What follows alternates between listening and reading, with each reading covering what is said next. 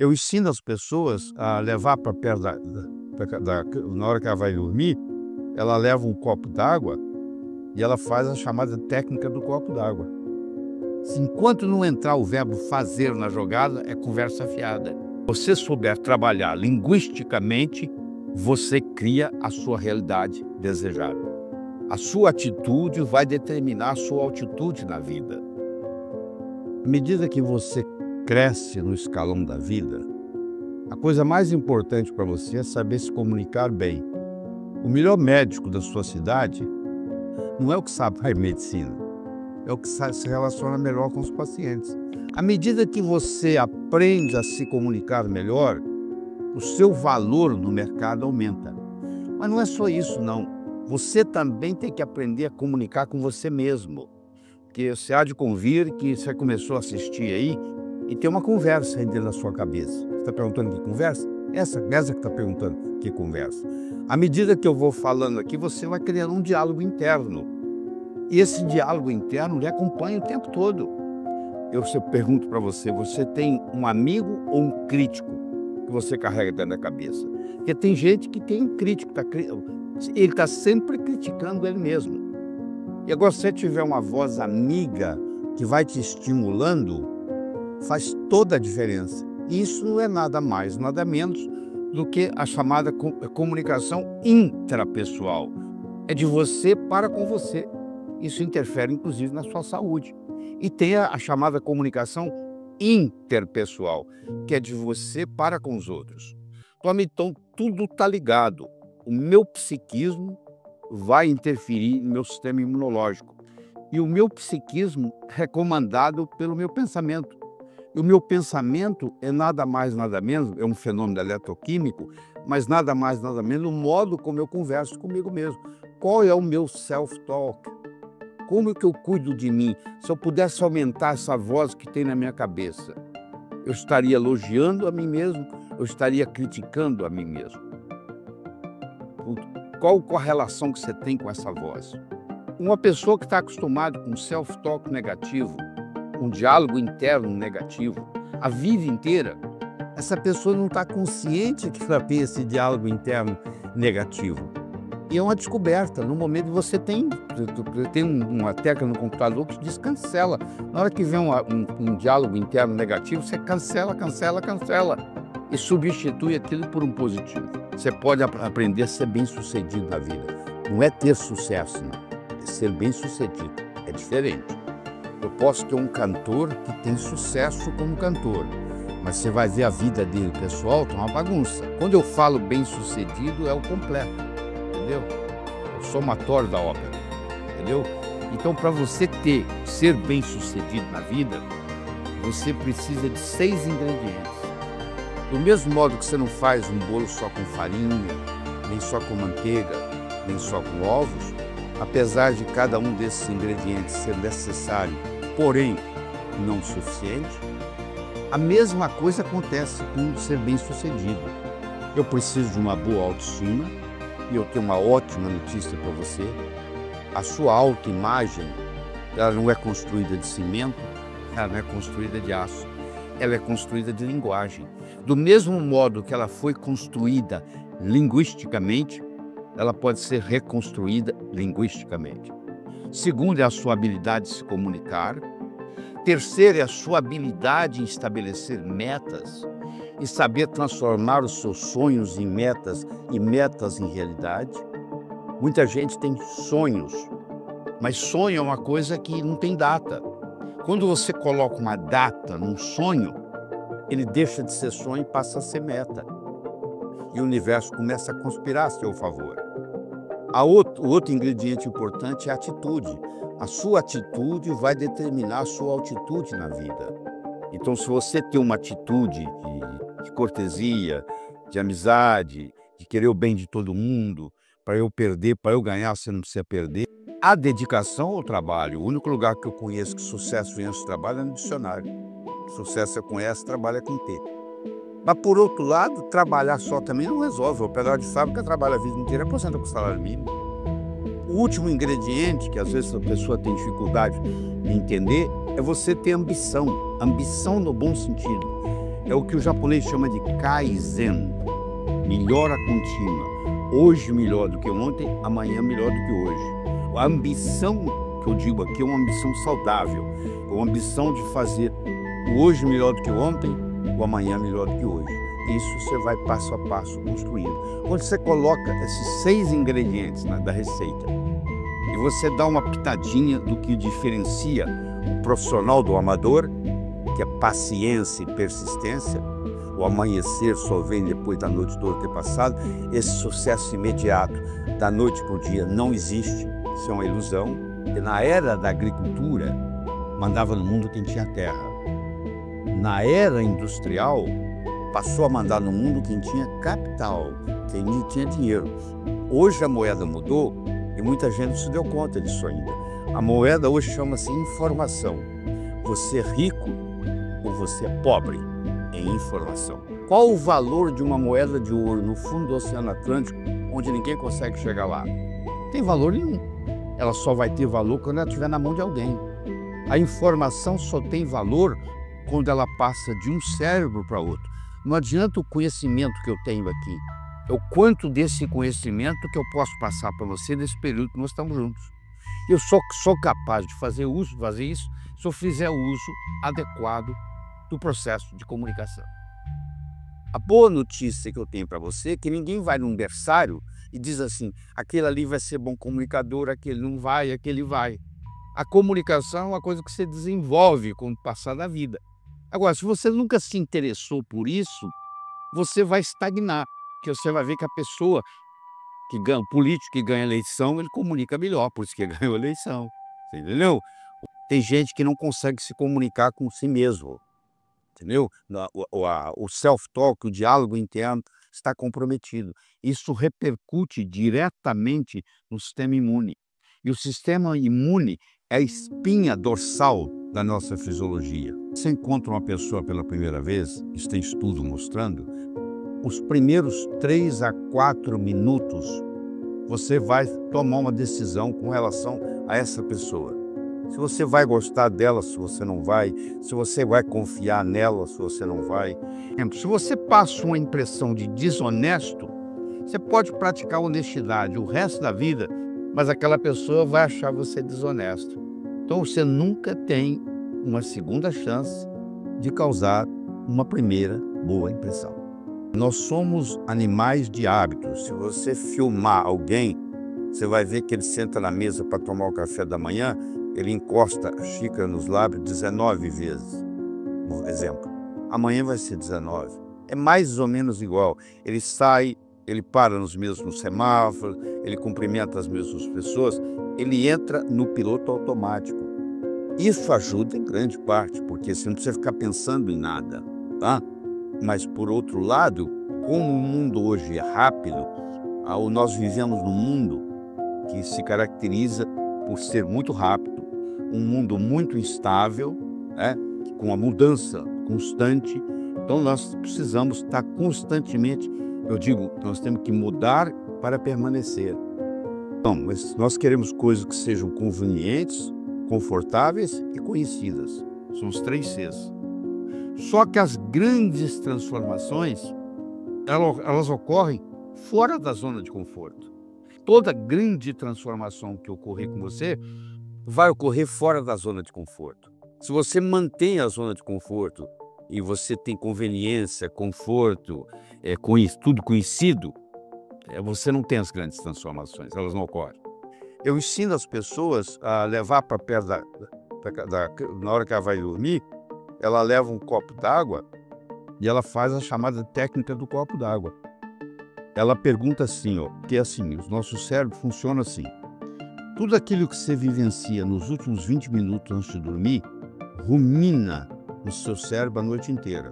Tudo aquilo que você pergunta para o seu cérebro, porque nós dormimos em média 8 horas por noite. Você já pensou que bonito você aprender a colocar o seu cérebro para trabalhar para você enquanto você está dormindo? Olha o quanto que isso vai alavancar a sua vida. Então eu ensino a técnica antiga, milenar, do copo d'água. Eu faço a pergunta que eu estou querendo resolver hoje à noite: como é que eu vou fazer essa decisão amanhã? e toma um pouquinho de água.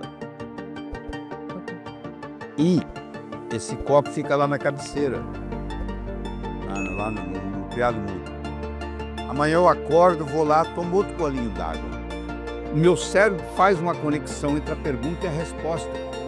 Eu fiz a pergunta, tomei um golinho d'água. Quando eu tomo outro golinho d'água amanhã de manhã, eu desencadeio a resposta que o cérebro trabalhou. E é impressionante. Às vezes você está tomando café da manhã, às vezes você está dirigindo para o trabalho, de repente a ideia vem. Então eu ensino as pessoas a descobrir qual é a finalidade de vida. Qual é a sua finalidade de vida? Para que você nasceu?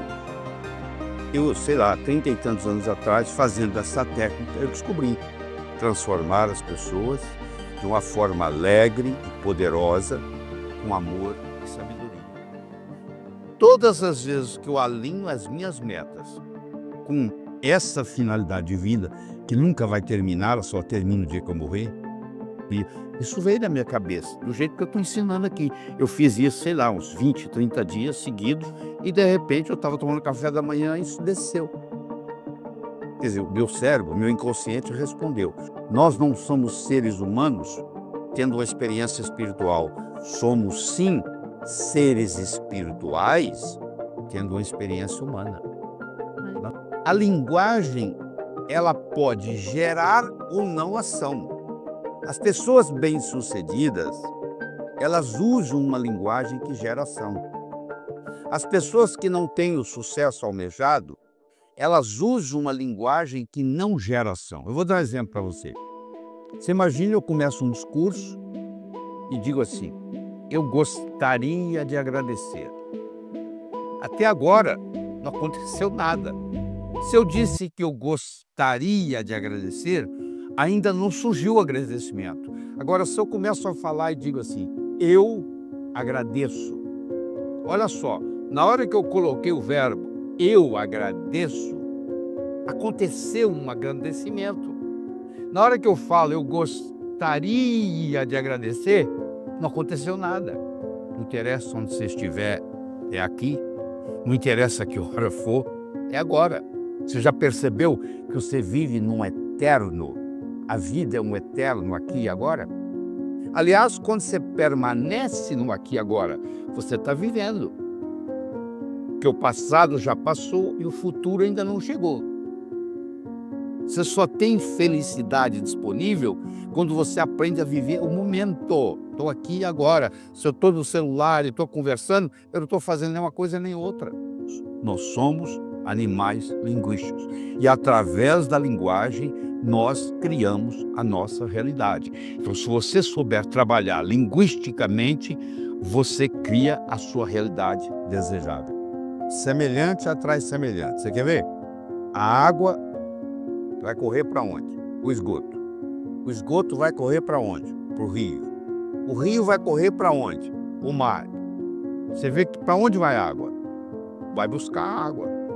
Você acha que ódio vai para quem? Para quem tem ódio. Você acha que amor vai para quem? Para quem tem amor. Então, a tendência do semelhante a atrair semelhante é muito grande. Então, olha que interessante. E existe uma regra chamada regra de ouro, que na realidade, na minha opinião, ela é extremamente furada, que diz assim: faça aos outros o que você gostaria que fosse feito a você. Isso é a maior mentira que eu conheço. Se eu convidar você para jantar na minha casa, eu não vou lhe servir meu prato favorito. Pode ser que você não coma. Eu vou saber o que você gosta. Então, a verdadeira comunicação é fazer aos outros o que os outros gostariam que fosse feito a eles. Sim, nós somos julgados por 4 coisas. Nós somos julgados pelo que nós fazemos. Você pode ir numa festa, você pode marcar no relógio, você começou a conversar com um estranho, você pode marcar no relógio que não vai demorar 10 minutos, a pessoa vai te perguntar: o que você faz na vida? Olha só, eu tenho 2 pedreiros, um trabalhando ao lado do outro, a mesma construção. Eu chego perto do primeiro pedreiro e pergunto assim: o que você faz na vida? Ele fala: eu sou pedreiro. Eu coloco um tijolo em cima do outro. Eu chego perto do segundo pedreiro e pergunto: o que você faz na vida? Ele fala: eu sou pedreiro. O que você está fazendo? Eu estou construindo o Maracanã é um dos maiores estádios de futebol do mundo, que vai ficar aqui para a posteridade. Olha a diferença. O pedreiro que vê um tijolo em cima do outro, pode passar 20 anos e vai continuar colocando um tijolo em cima do outro. Ele é pedreiro. O que está construindo o Maracanã, eu posso te garantir que logo, logo ele vai abrir uma construtora. Ele não vai ficar colocando tijolo. A visão dele é construir o Maracanã e não colocar um tijolo em cima do outro. Então, o modo como você descreve o que você faz muita diferença. Nós somos julgados pela nossa aparência, mas não é estar bem vestido, não. Aí que a pessoa não entende. É estar adequadamente vestido para a ocasião. Somos julgados pelo que nós falamos. Enquanto você não falou nada, ninguém sabe se você é inteligente ou deixa de ser. No momento que você falou e falou besteira, uma palavra falada, uma oportunidade perdida, uma flecha lançada, não tem volta. Por isso que a gente tem 2 ouvidos e uma boca. Nós somos feitos mais para escutar do que para falar. Mas o quarto é o mais importante de todos. É como você diz o que você diz. Eu posso trazer alguém aqui que fale o mesmo vocabulário que eu estou falando. A entrevista pode ser muito melhor ou muito pior. Porque não é só o que eu estou falando que está contando. É como eu estou falando o que eu estou falando. O principal motivador, são 2 motivadores que você tem. Um é evitar sofrimento, o outro é procurar prazer. Tá. Então, tem pessoa que faz as coisas com medo da coisa ruim acontecer. Ele está evitando o sofrimento. Tem pessoa que, ao contrário, ela faz para procurar o prazer. 60% das pessoas no mundo operam a motivação no sentido de evitar sofrimento. E 40% operam no sentido de procurar prazer. Mas você tem que desenvolver o seu poder pessoal, porque o poder posicional você pode perder a qualquer momento. Agora, o pessoal não. Eu posso sair daqui para a China, eu levo ele comigo. Eu posso ir para Nova York, eu levo ele comigo. Na hora que eu abrir a boca, ele se manifesta. Só acontece coisa no mundo quando algo acontece, algo se move. É muito bonito você ter uma intelectualidade, mas se a intelectualidade é só intelectualidade, você vai me desculpar o termo, na minha opinião é masturbação mental, porque não se realiza. Então o que eu tenho que fazer é o seguinte, eu penso mesmo, qual é o meu próximo passo? O que eu vou fazer? Se enquanto não entrar o verbo fazer na jogada, é conversa fiada. Então a pessoa tem que aprender a ter ação. E a maioria, infelizmente, não tem. Ela fica planejando. Ela está esperando o medo passar. Ou você pula com medo ou você não pula. Tá? Coragem não é pular sem medo. Coragem é pular apesar do medo. Era uma vez no inferno, estava havendo uma crise de recessão. Lá também tem isso, tá? Estava faltando pecador, você acredita nisso? E aí a equipe de marketing do inferno se reuniu para discutir uma estratégia de marketing para fazer mais gente ir para o inferno. E o diabo-chefe liberou para o pessoal dar opinião. Aí um dos capetas lá levantou a mão e disse, eu sei como fazer isso. Como é? É muito simples, a gente faz assim, ó. A gente faz todo mundo na Terra gastar mais. Mas o que isso tem a ver com vir para o inferno? Olha, ele vai gastar mais, para gastar mais tem que ganhar mais. Para ganhar mais tem que trabalhar mais. É trabalhar, ganhar, gastar, trabalhar, ganhar, gastar, trabalhar, ganhar, gastar, trabalhar, ganhar, gastar. A vida vai passar, eles não vão evoluir, vão terminar aqui no inferno. O diabo falou, boa ideia, eu quero saber mais. Um outro capeta-chefe levantou a mão. Eu acho que a gente tem que fazer o seguinte, nós temos que destruir o amor próprio do ser humano. O cara não vai gostar mais dele. Ele só vai gostar do outro, ele só vai se preocupar com o outro, ele só vai fofocar da vida do outro, ele não vai evoluir, vai terminar aqui. O diabo falou, tá muito bem, também gostei. Mas tem mais alguém? Aí tinha um capetinho estagiário. Você sabe que o estagiário gosta de dar opinião, né? Levantou a mão. Aí o diabo olhou para ele, viu que ele é estagiário, o que você está querendo? Eu posso dar minha opinião? Falou, pode, qual a sua opinião? Eu acho que ele tinha que fazer o ser humano pensar que ele ia viver para sempre. Aí o diabo perguntou, e o que tem a ver com pensar que vai viver para sempre, vir para o inferno? Ou ele vai pensar que vai viver para sempre e vai deixar o importante para amanhã, para amanhã, para amanhã, para amanhã. O tempo vai passar ele não vai fazer nada, porque vai deixar tudo para amanhã, ele vai morrer e vai terminar aqui. Aí o diabo pensou, falou assim, é interessante isso. Vamos implementar? Então, com a permissão de Deus, ele implementou. Sabe o que ele fez? Ele colocou na mente de cada um de nós a semente da eternidade. Você pensa que seu primo vai morrer antes de você, que seu colega de turma vai morrer antes de você, que todo mundo, que o seu sócio vai morrer antes de você, mas você não, você vai fazer um truque que vai enganar a morte. Você está procurando descobrir um jeito de enganar a morte, mas você acha que você vai ficar aqui mais do que todo mundo. Isso é consequência dessa semente da eternidade que foi colocada na nossa cabeça. Mas isso é uma ilusão. Você vai no cemitério, está cheio de gente reclamando que não teve tempo de fazer nada. Todo mundo que está nos assistindo aqui, inclusive nós aqui, nós nascemos nus, ninguém nasceu de roupa, e temos 24 horas por dia. Ninguém tem mais nem menos, pode ser o pobre, pode ser o novo, pode ser o velho. Nós temos 24 horas por dia e nascemos nus, iguaizinhos. O que você faz com as 24 horas é que faz a diferença.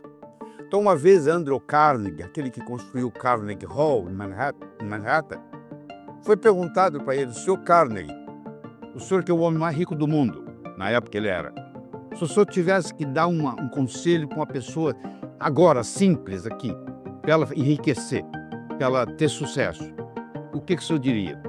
Ele falou, eu diria o seguinte, toda noite antes de você dormir, você faz uma lista das 6 coisas mais importantes que você tem que fazer no dia seguinte. Põe em ordem de prioridade. E nunca saia da mais importante até acabar. Então amanhã você vai acordar, você vai trabalhar na mais importante. Quando aquela acabar, você risca. Você vai trabalhar na mais importante. Quando acabar, você risca. Só isso. E isso aí, só isso. Você dormir à noite e falar assim, amanhã as coisas mais importantes que eu tenho para fazer é essa. Vou começar pela mais importante. Porque sempre eu vou estar trabalhando a mais importante do dia. Isso faz toda a diferença.